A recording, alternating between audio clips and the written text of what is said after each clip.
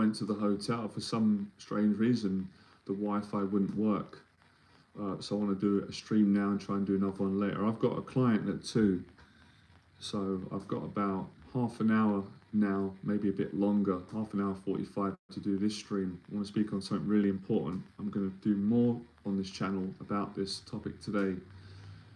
So yeah, appreciate everyone coming on the stream, and hopefully the Wi-Fi will be working in the hotel or the coffee shop later on. Okay, so today I'm going to share some more of my story to help people. And the topic of this video, as you can see, live stream, is suppressing your emotions is not good for you. You know, it causes anxiety and mental health problems if you continue to live your life suppressing your emotions. And pretty much, I would say 95% of clients that I've mentored and continue to mentor over the years, most of them come to me because they were not able to express themselves growing up like me. They got traumatized because of that, because of an abusive parent, or both abusive parents, or if it wasn't their parents, the parents were more loving, it was at school, or it was somewhere. And I went through it, so I understand it fully from experience. So let's start off with a problem. I can tell you a bit of my story to give you some context and explain. And by the way, I'm going to give a solution in this live stream, because I find it frustrating sometimes if I go online and I've got a problem, and they promise me in the video they're going to give me a solution, and at the end I'm like, well, you spoke about the problem for the whole duration of the video, the stream, you didn't give me the solution. It's really frustrating, just be honest. So I'm going to give a solution. The solution is not going to be a quick fix. I'll give the solution right now, we'll work backwards, and then I'll come back to it. So basically, the solution is you've got to express yourself. That's how you heal yourself and improve your anxiety, your everything, your mental health, your relationships, your self-esteem, your trauma. You have to express the emotions that you've been bottling up for maybe some years now. You have to be aware of the pattern and stop doing it. And you've got to obviously find positive people that you can express yourself with, because obviously you can't force someone to listen to you, and you can't force someone to like you and love you and accept you. You can't do that, even though sometimes as humans we feel that. So that's why you pick your friends wisely, but you can express yourself. You can not care what people think, still respect them. And there's many ways you can do that. You can do that through YouTube videos, through streams, through helping other people, through friendships, for a community, whether it's your church, whether it's not a church community, whatever community, whatever your faith is, the boxing gym. Find a community, make friends, or if you've got existing friends, if you've got friends you can trust, be vulnerable more.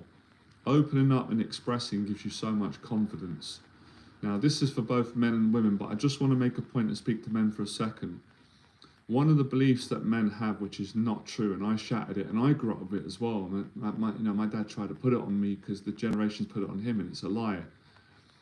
Being emotional and speaking from your emotions does not make you less of a man. It is a pile of crap. It's not true. It does not make you not masculine. It does not make you weak. It actually makes you a stronger man, makes you a better human being. So men need to really understand this, unless they want to continue suffering and pain. And we're going to continue to have a generation of men that are going to have mental health problems. And I've said before, if not addressed and left, it can lead to suicide. That's not a joke, that's not an exaggeration. Now, in most cases, I'm praying that won't happen, but it can get that bad. If men don't address their emotional problems from their childhood, whether because of someone bullied them, whether it's an abusive parent, abusive mother, abusive father, or both parents, or if you're fortunate where your parents were not abusive, but it was an abusive auntie, uncle, sister, brother, it doesn't matter who it is. If someone abused you mentally and emotionally and made you feel unsafe and made you feel ashamed that you can't express yourself, you're going to carry that into your life, in your relationships. It's going to stay with you. So it doesn't matter that you might be a 30-year-old man now, or 40 or 50 or 60, or even 70, 80. You're still going to carry that pain because you're not expressing. You're going to continue that pattern, and it's going to affect you. You know it deep down. So you've got to start to be authentic. You've got to um, you've got to kind of get that kid back, or get that girl back that you were when you were younger, but as an adult. Because that kid and adult, it never dies in us. You learn that as you get older. You know, you learn that, yeah, we do grow older in age. You know, we wrinkle, yes, and hopefully we mature. That's a beautiful thing. But the kid in us, or the boy in us, it's always there. It's always in us. And if it's not being attended to, a lot of pain is going to be experienced, more pain than you deserve, or you know, because we all go through pain in life. Some pain is good to grow, right? But there's pain that is not good. It's not fair.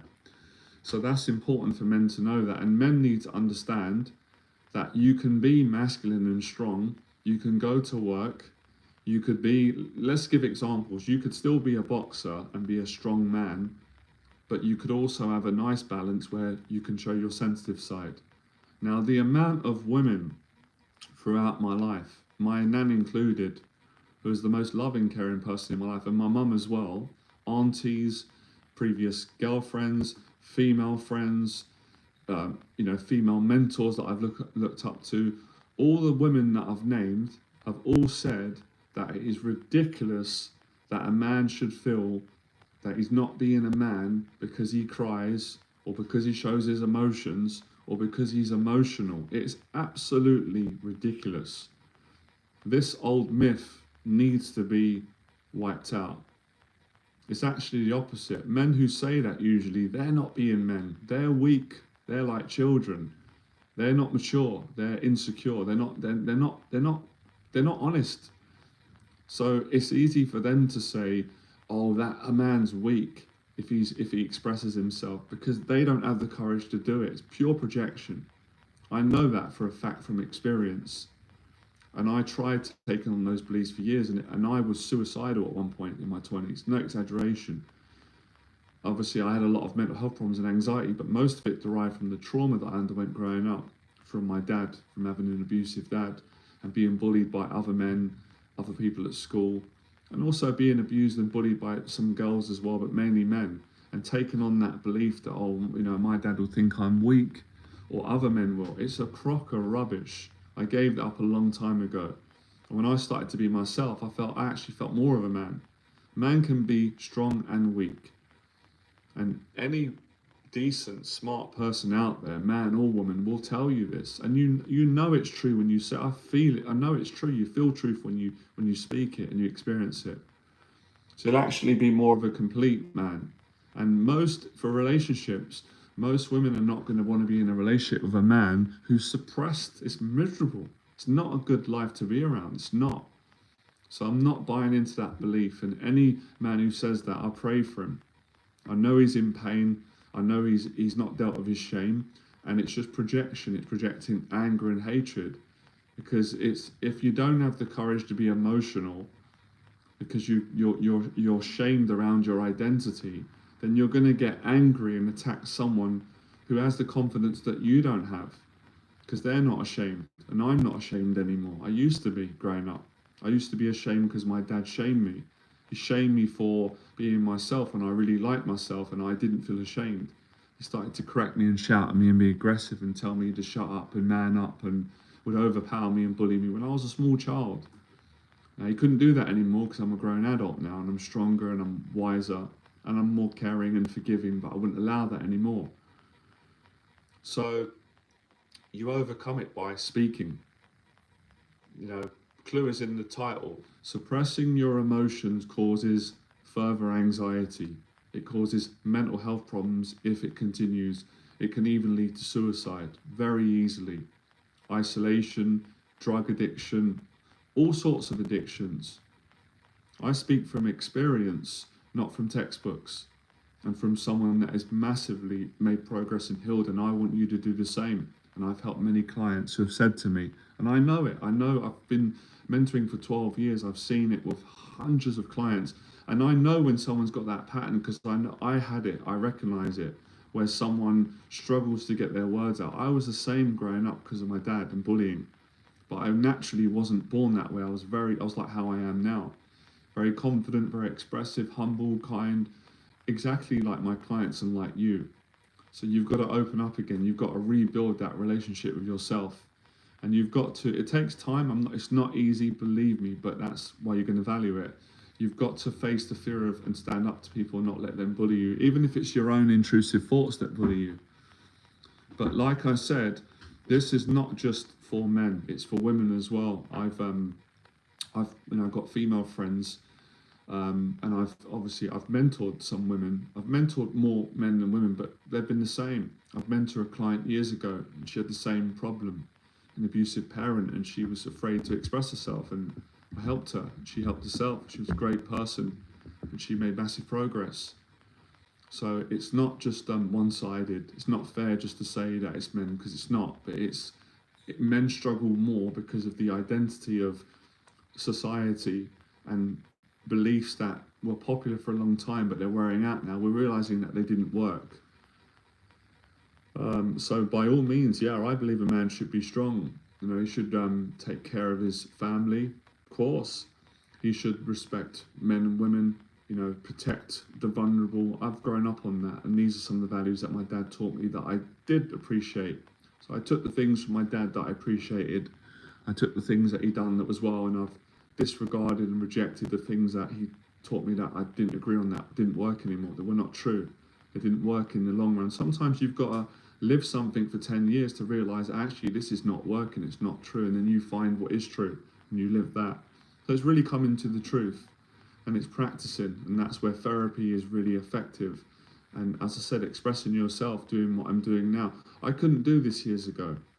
So I'm living proof that anyone can do it. I could not get in front of a camera and express myself in this way. I couldn't do it. I was too scared. I was too nervous. I would start stuttering. Now I can express myself and develop myself because of the work that I've done and the courage and having to stand up to my dad and overcome the fear and the shame that he put on me through the abuse that he carried out and the things that he did and how it made me feel and the anxieties that it left me with and the trauma. So I had to recover and heal, work on them.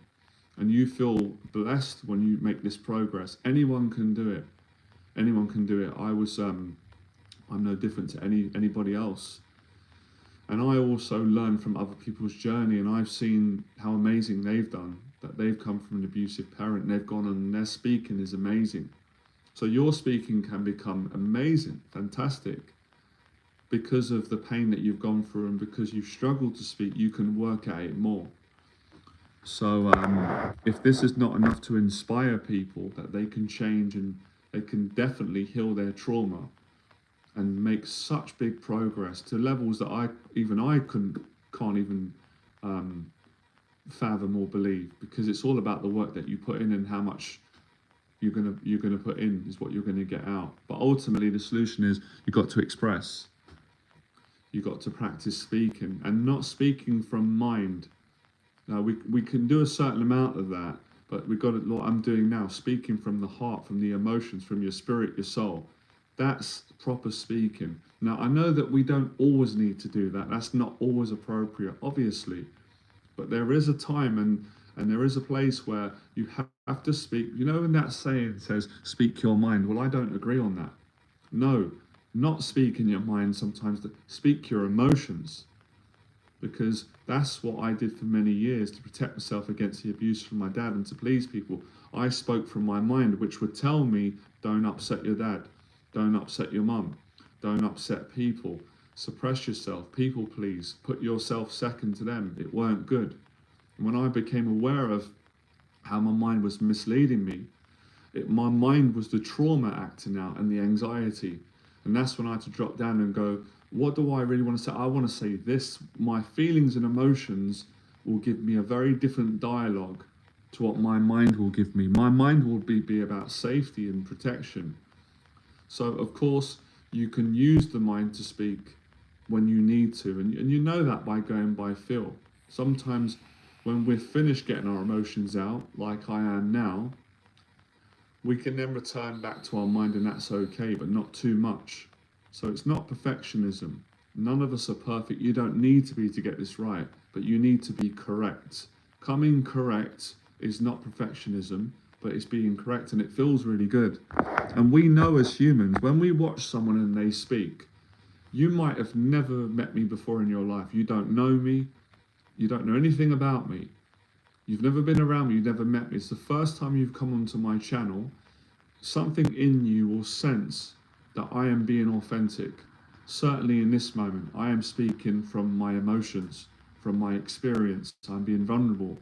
And there is a humility and a confidence that is coming out of me because I'm being vulnerable, authentic. I'm not trying to be perfect. I'm not trying to be anything other than who God's made me to be. We sense that. That's beautiful. I sense it. And that's why some people won't like it. Again, it can trigger them. It can trigger anger, rage, hatred, and jealousy. And that's negative. People got to work on that. But generally, most people in their heart will appreciate it because we're all human. So when I see someone that's speaking, I've come onto people's channel before. I don't know anything about them. They're a man or a woman. I don't know what they do. For whatever reason, I've clicked on the video. They start speaking and I love it. I respect them immediately because it's authentic, it's honest, it's vulnerable, it takes strength. I can feel it through what they're saying. I don't know them, but I know by the tone of their voice, by their eye contact, their body language, how it makes me feel, their emotions. I can feel they're authentic. And that's how you improve this problem. That's how you fix it. And I can also tell and feel when someone is inauthentic, when they're speaking too much from their mind, or they're speaking from protective behaviors because they fear other people judging them, not liking them, attacking them, trolling them, not accepting them, shaming them, making them feel how they don't want to feel. I can feel that. And that's okay as well, and until people want to change it, because I've done that too. We've all done it. Like I said, if you know my story, I did it for years because of having an abusive father who was abusive psychologically, mentally, emotionally, and at times physically, violently.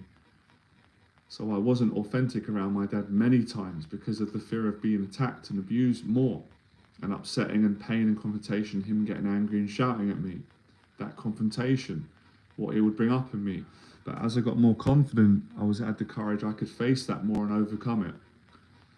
So it's facing that confrontation of how people might react to you, and also the confrontation of your own emotions. So to get to the good bit, you've got to work through, let's not say the word bad, right? Because that's just a perception. And, I could say parts of my story growing up felt bad because I was ashamed and it was scary and painful. But I could look at it differently now and going, yeah, it wasn't right what happened to me, but it's been a blessing because it changed my life now. I'm a better person and I wouldn't be doing the work that I'm doing, helping people. I wouldn't have met the people that I've met. I wouldn't be on the stream now. I wouldn't have changed as a person. I wouldn't have found my faith deeper. So if I look at it like that, I could say, it may not be bad. But to get to the good and the healing and the confidence, you've got to work through a lot of pain. I told you, I'd be honest with you from the start, give you the solution. The solution is you've got to speak authentically. But I'm explaining to you what you're going to go through.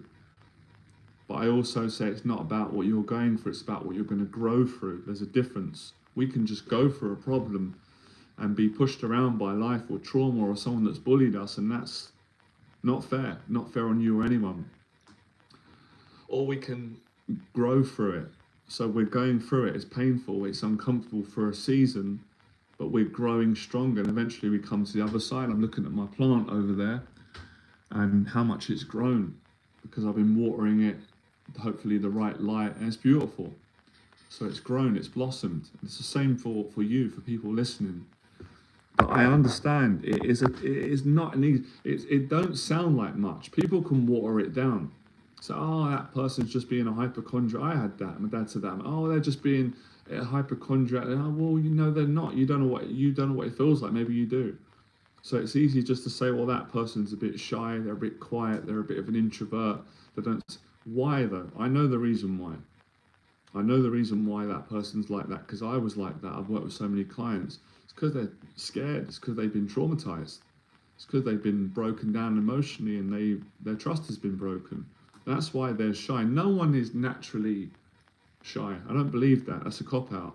Now, there's a beauty in shyness. I've got a shy side too, but I don't believe someone's shy. I believe it's a learned behavior through abuse, through trauma, through living in an environment which communicates it's not safe for you to be confident and express. It's a defense mechanism. Now, of course, you could say by personality, we have different personalities. Some people are naturally a bit more inward, and I'm like that. I like to rest. I like part of being an introvert, but not in that negative way. I'm also very expressive, as you can see, very confident, very extroverted. When I'm in an environment where I know I'm safe and I've got the courage to express, even if there is danger. So it's really understanding these labels and where they come from and why you're that way and how you can change it. So I told you I'd give you everything I could today. I've explained the problem. The problem is trauma growing up, a loved one, someone that you trusted, or someone in your life when you were younger, they hurt you. And now, whether they realized it or not, they caused hurt on you. And it left you with beliefs and perceptions that you're not good enough, or a part of you is ashamed. Maybe some of you is good enough. And you take on these beliefs and you don't realize unconsciously you live them out until you realize, go, hang on a minute, this isn't right. We've got to get to the truth. I'm in pain. I'm not being myself. My life ain't right. I'm emotionally hurt. I need to fix this. You get therapy, you get a mentor, or you watch one of my videos, you hear my story, you start to go to work on it. Now, moving on, another way that you could help to heal this, I would say it's secondary, but it's really effective and it's been great for me and my clients, and it's been an ongoing thing, is exercising. Boxing training for me played a big part in my recovery journey with healing trauma, and weight training and running, all physical exercise. Because sometimes what we don't have the strength and the confidence to say in words and emotions, we can express that through the movement of martial arts. So there might be some anger and resentment that you've been carrying from the hurt that you've underwent, and you don't feel comfortable to get it out with me, a mentor or a therapist or anybody, or even yourself in your own prayer. But martial arts, hitting a punch bag could get that, express that emotion out and heal you. And running can do that. It's therapeutic. But I'd say, in my experience, and again, try what works for you, because again, I kind of think this principle works for everyone, but everyone might go about it differently. In my experience, it won't be enough if you just do martial arts and boxing and training for this problem, which is a communication problem. If the problem's social anxiety and the problem is being emotional and expressing your emotions, then the only solution is going to be to do that. Doing other things can benefit and help you, but it won't fully be the exact strategy that you need, but it can play a part in helping, like I said. So yes, the exercising helps. I know for me, years of doing amateur boxing eventually gave me the confidence to do this talk today that I didn't have before. I didn't have the confidence and the patience and the strength and the vulnerability when I was a bit younger. But years of exercising and training has given me the strength and the confidence as I become less ashamed of who I am, what happened to me, and how I want to help more people. So you can do it. You can do it in writing as well. You can write things down that maybe you felt that you couldn't say. And of course, I've said before, I think I just did a video recently working on forgiveness, but I think forgiveness is a process and it's time, and everyone finds forgiveness in their own way. So I can't tell exactly people how to do that. That's quite a complicated matter, but I can speak on what I know works, and that's what I'm sharing and teaching and mentoring you on today with regards to reducing your anxiety, getting in a better place. Like I said, it's a habit that needs to be stopped, like all bad habits or negative habits. Let's not say bad, right? But it's negative for you, it's affecting you. And some people don't realize it, and I didn't realize it until I realized it, that you might be, now let's say for example, like me, you had an abusive father growing up, or mother, or whatever person, they wouldn't let you express yourself fully and it hurt you a lot. Now let's say you're in a relationship now with your wife or with your husband, and they are very loving and they do let you express yourself, and they're not an abusive partner, which is a blessing. But if you're still stuck in that pattern, you still might be holding back. So they're allowing you to express yourself, but because you're still unconsciously in that pattern, that can be affecting your quality of relationship, because they're open and they would let you be yourself, but you're not allowing yourself to be free because you're still unconsciously playing out your childhood trauma that you had as a child in your adult life, whether you're 30, 40, 50, 60, 70, 80, it doesn't matter. It doesn't matter about age, it's about people. We're never too old to fix our pain, to heal, have more love and express ourselves.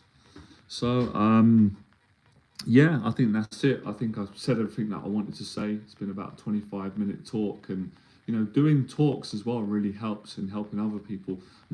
A big passion for me getting over the pain that I experienced from the abuse from my dad and bullies and things that happened to me growing up at school.